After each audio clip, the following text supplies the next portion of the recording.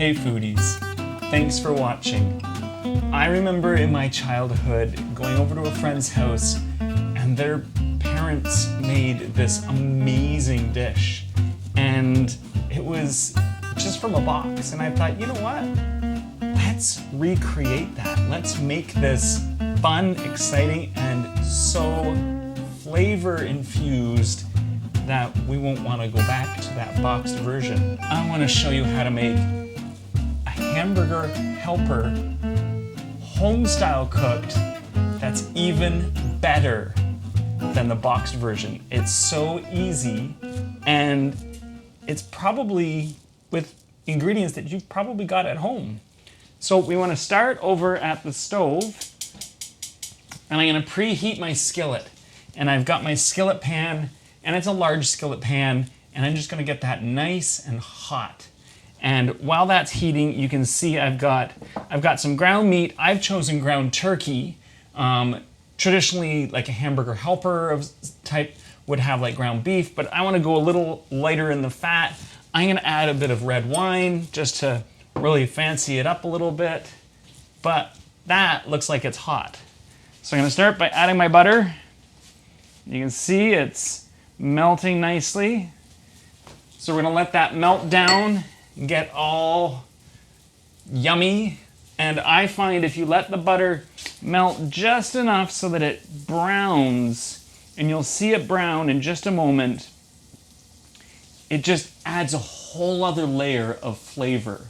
And that's what you're looking for. You want to have like just these flavor layers, and layer upon layer upon layer. So you've got the brown butter, you've got the turkey, you've got the red wine, you've got all of your spices and seasonings, and then you've got your cheeses, and then you've got your breadcrumbs, and just really pack this meal full of flavor. It's really easy. It's just the skillet, so cleanup is going to be really easy, and it's going to save you time. You're going to come home, you're going to be like, doot, doot, doot, doot, doot, doot, doot, doot, and boom, you've got dinner ready. Okay, so it's almost at the browning stage. You can see it's just starting there. Ooh, I touched it. Ha! That was a little on the warm side. Oh, and you can, I don't know if the camera can pick it up or not, but you've got a little bit of brown right there. And that's telling me it's time to add my ground meat. You want to be careful when you add your ground meat that you don't splash yourself. Okay, that's going to go in the sink. Okay.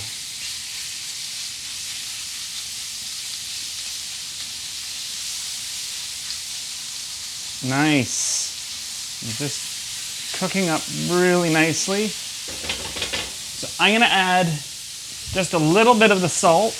I'm using pink Himalayan sea salt. If you want to use regular sea salt, that's fine, or kosher salt, that's fine too.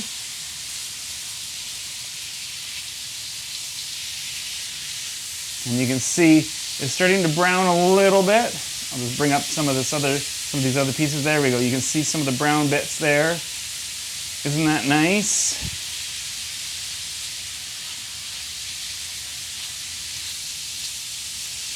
And we're just going to cook this right down. So it's not taking that long at all.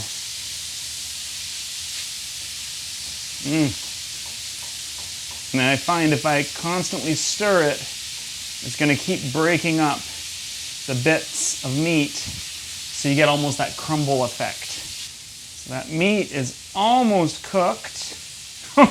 That did not take long at all.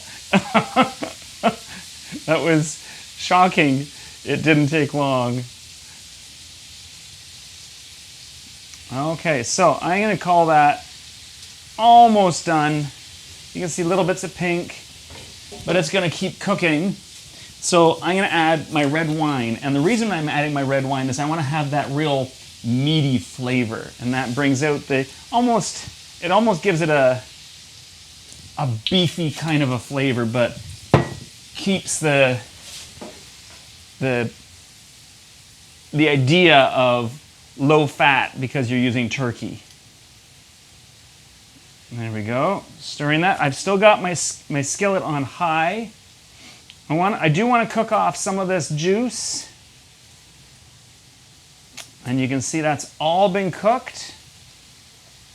And I'm just breaking up the last few pieces. Oh, this is nice. Okay, and that is cooked. So next, I want to add my macaroni, and this is uncooked macaroni.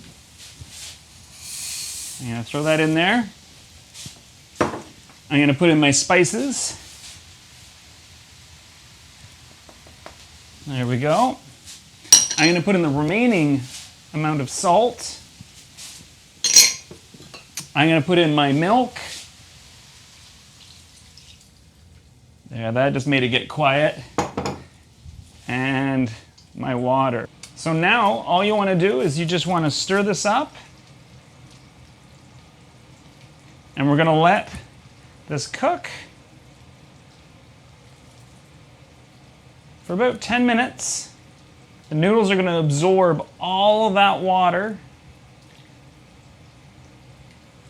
I want to make sure it's really well stirred. And you can see that it's just come to a boil. So I'm going to give it another stir. I'm going to turn it down to low.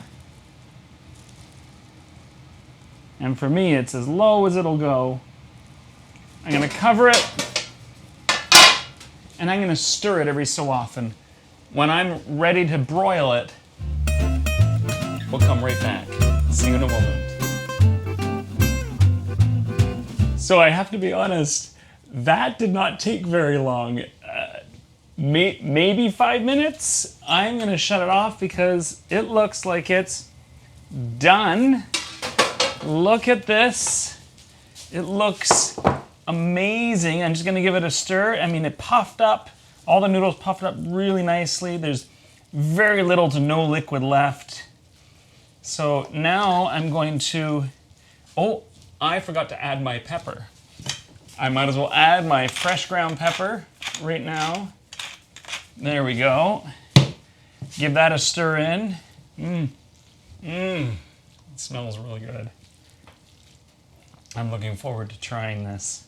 Okay, now we're going to add in our first cheese. Okay. And I'm going to put in most of my second cheese. There we go. And I'm going to stir that up so it becomes really cheesy and gooey and yummy and... I mean, you get the idea of why I'm excited for this. I mean, it's cold out and this is why you want comfort food. I mean, well, regardless if it's cold out, it's always nice to have comfort food. Oh, and you can see the strings of the cheese melting and it's just starting to stretch. And use your favorite cheese. I'm using I used an inexpensive cheddar, but then I used a really nice 5-year-old cheddar cheese to add that real sharpness and bite. Oh, look at how creamy this is looking. Okay. Now, oh, I got one little noodle trying to escape. I'm going to smooth that out as best I can. And I'm going to sprinkle my breadcrumbs on top.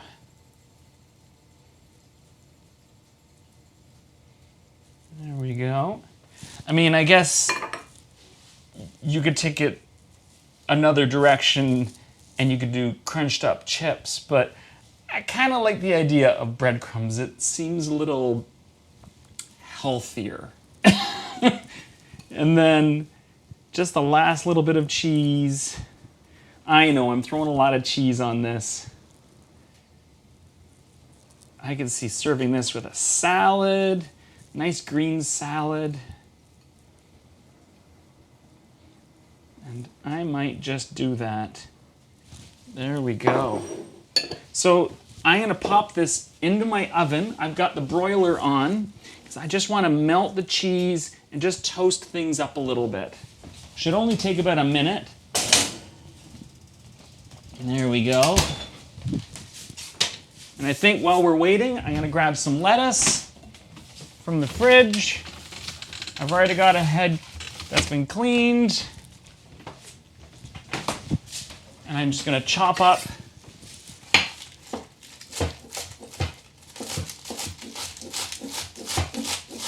some lettuce leaves. Where's my plate? Grab my plate. Oh, that looks nice. Maybe some tomato. I'm not sure where my tomatoes are. And I've got a tomato here. And I'll just take a couple slices, or just that one slice. And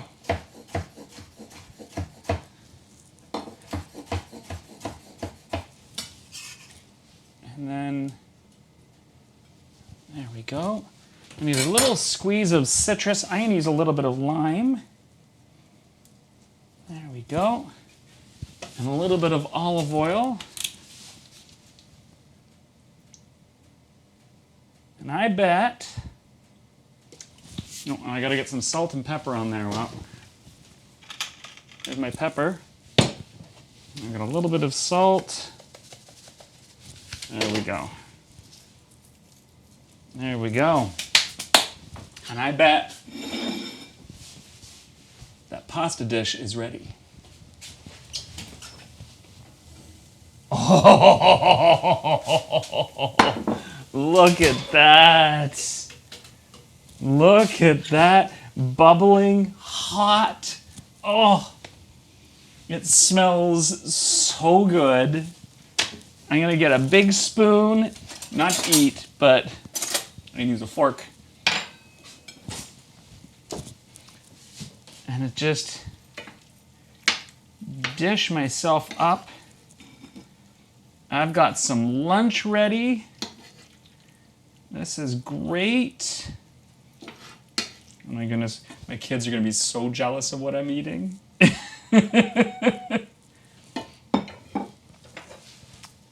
It looks very hot.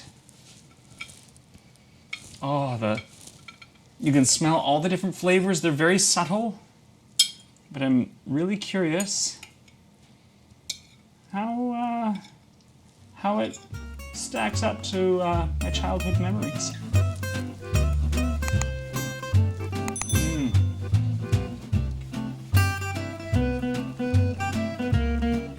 I can taste all the different flavors. That's the perfect amount of cayenne. I was like, oh, is that going to be too much cayenne? No, it's perfect.